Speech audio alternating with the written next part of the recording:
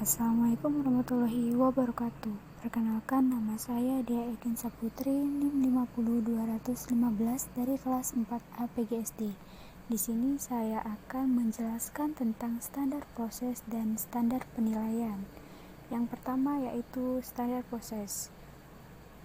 Peraturan Menteri Pendidikan dan Kebudayaan Nomor 22 Tahun 2016 Pasal 1 Ayat 1 menyatakan bahwa standar proses adalah kriteria mengenal pelaksanaan pembelajaran pada satuan pendidikan. Ayat tersebut menjelaskan bahwa untuk mencapai tujuan dalam pembelajaran dibutuhkan serangkaian proses yang sistematis dan terencana.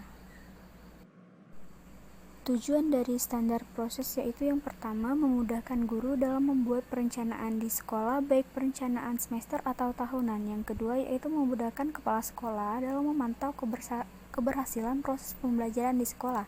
Dan yang terakhir yaitu mengarahkan proses belajar peserta didik agar mengacu pada tujuan akhir yang hendak dicapai, yaitu standar kompetensi lulusan. Selanjutnya yaitu fungsi.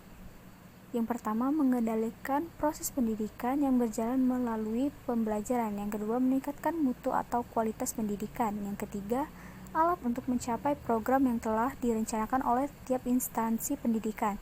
Dan yang terakhir yaitu menjadi acuan bagi guru untuk melancarkan, membuat, dan mengimplementasikan program-programnya. Standar proses bisa memberikan manfaat yang cukup signifikan pada pembelajaran, yaitu pembelajaran yang dilakukan oleh guru selalu terarah, efektif, dan efisien, sehingga peserta didik bisa lebih mudah dalam mengimplementasikan ilmu yang didapatkannya. Selanjutnya yaitu ada standar penilaian.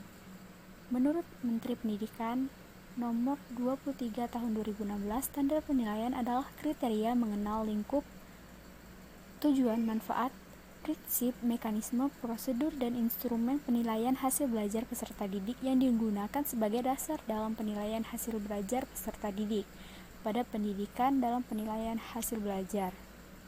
Artinya, standar penilaian yang dilakukan Bapak Ibu harus berdasarkan Permendikbud tersebut.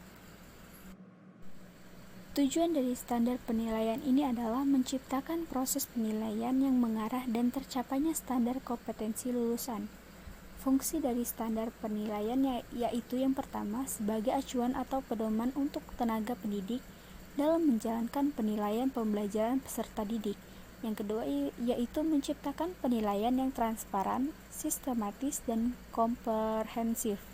Dan yang terakhir yaitu menjadi acuan dalam menjalankan prinsip-prinsip penilaian. Selanjutnya yaitu manfaatnya. Pendidik bisa memantau perkembangan peserta didik baik dari aspek sikap, pengetahuan, dan keterampilan.